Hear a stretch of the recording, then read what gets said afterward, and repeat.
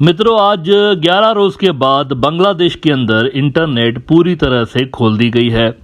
लेकिन जब ये इंटरनेट खोली गई है तब भी हालात नॉर्मल नहीं है बांग्लादेश में और अनसर्टेनिटी बरकरार है। बल्कि स्टूडेंट्स ने एक मर्तबा फिर से कहा है कि हम अपने जो प्रोटेस्ट्स हैं उनको रिज्यूम करेंगे। इसकी वजह यह है कि आपने हमारे लीडर्स को गिरफ्तार किया हुआ है, तो उनको आप छोड़ दीजिए फौरी तौर पर, वरना हम ये प्रोटेस्ट दोबारा से शुरू कर सकते हैं।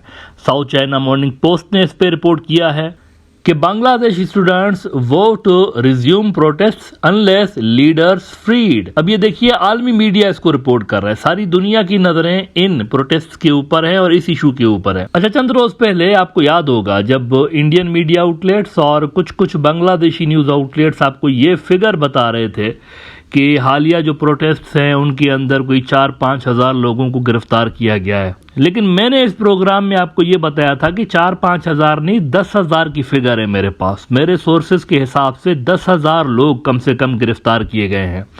आज साउथ चाइना मॉर्निंग पोस्ट में भी इससे मिलती जुलती फिगर छपी है और प्रथम अलो ने भी इसके हवाले से रिपोर्ट किया है। 9,000 फिगर उन्होंने बताई है। तो मेरी इस खबर की एक तरह से कंफर्मेशन हो गई है। साउथ चाइना मॉर्निंग पोस्ट कहता है कि at least 9,000 people have been arrested nationwide since the unrest began according to Prothom Alo, Bangladesh largest daily newspaper. अच्छा, लेकिन ये 9,000 लिख रहे हैं ना, मेरे पास जो अपडेटेड फिगर है वो तकरीबन 11,500 की है। मेरे पास जो अपडेटेड फिगर है वो ये है कि तकरीबन 11,500 नौजवान जो हैं स्टूडेंट्स वो जेलों में पड़े हुए हैं। नाउ ये जो फिगर है ना 11,500 की, ये इंतहाई डेंजरस है। इसकी वजह यह है कि बांग्लादेश का एक प्रिजन सिस्टम है।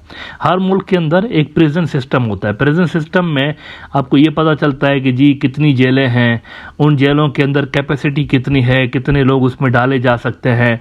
फिर गवर्नमेंट जो होती है, बजट जब अनाउंस होता है ना, तो जेलों की भी एक मिनिस्ट्री होती है। उस मिनिस्ट्री के लिए फंड्स अलोकेट होते हैं। उसमें वो देखते हैं कितने लोग हैं जेलों के अंदर, तो वो कितना खाना खाएंगे, कितना पानी पिएंगे, कितनी उनकी बिजली का बिल कितना आएगा, ये सारा बजटिंग होती है। तो उस हिसाब से जितने लोग होते हैं जेलों के अंदर, उस हिसाब से बजट अलोकेट होता है। यहाँ पर बांग्लादेश के अंदर हालिया प्रोटेस्ट के दौरान प्रिजन सिस्टम कोलैप्स हो गया है। बांग्लादेश का प्रिजन सिस्टम कोलैप्स हो गया, जिस तरफ कोई नहीं देख रहा।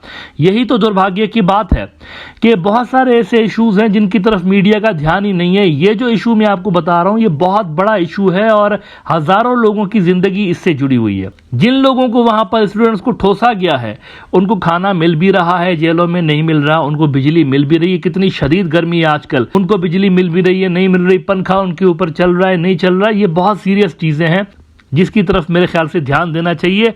बांग्लादेश के अंदर जो मैक्सिमम कैपेसिटी है, लास्ट ईयर की अगर मैं आपको फिगर दिखाऊं, डेली स्टार ने रिपोर्ट किया था कि jails have 34,337 more prisoners than capacity. पहले ही 34,337 लोग ज्यादा थे जेलों के अंदर, ये प्रोटेस्ट शुरू होने से पहले। बांग्लादेश में अगर आप टोटल देखें तो 42,866 लोगों की कैपेसिटी है जेलों के अंदर। टोटल जो कैदी जेलों में डाले जा सकते हैं बांग्लादेश में वो 42,866 है। लेकिन बांग्लादेशी जेलों में इस प्रोटेस्ट से पहले, ये जो वाकया हुआ है, इससे पहले 84,851 लोग कैद थे जेलों में। यानी अपनी कैपेसिटी से भी तकरीबन डबल आप कह लें कि इतने लोग पहले से ही थे। अब एडिशनल ये जो 11,500 लोग डाले गए इसके अंदर, तो इससे प्रिजन सिस्टम कोलैप्स हो गया है वहां पे।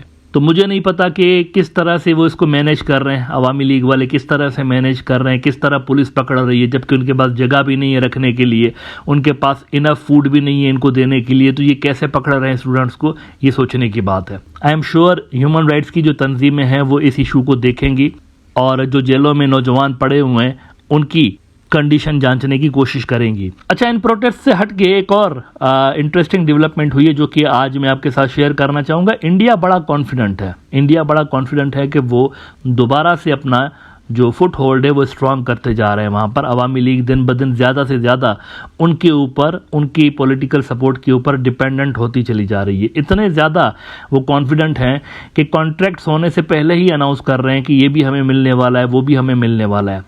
बांग्लादेश के अंदर एक मोंगला पोर्ट है जो कि बांग्लादेश के सबसे बड़े पोर्ट्स में से एक है। इंडिया ने पहले से ही अनाउंस कर दिया है कि ये हमें मिल गया है पोर्ट। इंडिया का अखबार क्विंट कहता है कि securing Mongla port is huge win for India Bangladesh ties. Can we sustain them? As of today China is involved in 17 ports in the Indian ocean region and is constructing 13 of them. और आगे वो कह रहे हैं कि New Delhi recently gained the right to manage a terminal at Mongla port in addition to similar rights that India enjoys for the Chabahar port in Iran and the Sitwi port in Myanmar। सितवी वाला port तो खैर कब का धपड़दूस हो चुका है, वो तो इन्होंने पता नहीं कैसे डाला हुआ है। वहाँ पे तो अराकान आर्मी बैठी हुई है उन एरियाज़ के अंदर, तो वो तो ऐसे ही है फजूल में। लेकिन ये जो मोंगला पोर्ट वाली इन्होंने बात की कि इसके राइट्स हमें मिल गए हैं, बांग्लादेश की जो मिनिस्ट्रीज़ हैं, रिलेवेंट मिनिस्ट्रीज़ जो हैं, वो कह रही हैं कि नहीं, हमने नहीं दिया। इंडिया पहले से ही बोल रहा है और पहले से ही ये चीज़ें इसलिए वो क्लेम कर रहे हैं बिकॉज दे आर सर्टेन, वो श्योर हैं कि जिस लेवल की डिपेंडेंस अब अवामी लीग की हमारे ऊपर है, उसके बाद हम जो बोलेंगे वो हमें मिल जाएगा बांग्लादेश के अंदर। आज ढाका ट्रिब्यून में जो बांग्लादेश के स्टेट मिनिस्टर हैं खालिद महमूद साहब, उनका एक स्टेटमेंट छपा है कि state minister Khalid refutes foreign media claims of India managing Mongla port. Khalid Mahmud Chowdhury साहब कहते हैं कि India is involved in development works at Mongla port through a line of credit in collaboration with Bangladesh. This does not mean that India is operating Mongla port. इन्होंने reject किया है India के इन claims को कि वो मोंगला पोर्ट ऑपरेट कर रहे हैं, इन्होंने रिजेक्ट किया है। तो सवाल ये पैदा होता है कि इंडिया ने अपने आप से कैसे ही ये अनाउंस कर दिया कि हमें ये पोर्ट मिल गया है, मोंगला के पोर्ट की ऑपरेशनल राइट्स मिल गए। इंडिया ने कैसे अनाउंस कर दिया? ओवर कॉन्फिडेंस है। मतलब इनको ये खुशबू आ रही है कहीं पे कि देखें, पहले इनकी जब इलेक्शन हुई अवामी लीग वालों को हमने लेजिटिमेसी दिलवाई अपने डिप्लोमेटिक चैनल्स इस्तेमाल करते हुए, और अब ये जो कुछ भी हो रहा है, इंटरनल डिस्टर्बेंस और डिस्टेबलाइजेशन जो भी हुई है, इसमें अवामी लीग मजीद वीक हो गई है। और इनके मजीद वीक होने की वजह से ये मजीद हमारे ऊपर डिपेंडेंट हो गए, क्योंकि चाइना तो इनको इस तरह से फैसिलिटेट नहीं करेगा जैसे हम कर रहे होते हैं। तो इसलिए ये सर्टेन है कि अब हम जो बोलेंगे तो अवामी लीग वाले वो करेंगे, उनको करना पड़ेगा, अदरवाइज हम अपनी सपोर्ट खींच लेंगे उनसे। लेकिन इंडिया की तरफ से एक क्लेम करना और फिर अवामी लीग के मिनिस्टरों की तरफ से उस क्लेम को रिजेक्ट करना, ये चीज़ भी जाहिर कर रही है कि अवामी लीग अब एक ऐसी जियोपॉलिटिकल दलदल में फंस गई है कि अब उनके लिए चाइना और इंडिया को बैलेंस करना बहुत ज़्यादा मुश्किल हो गया है।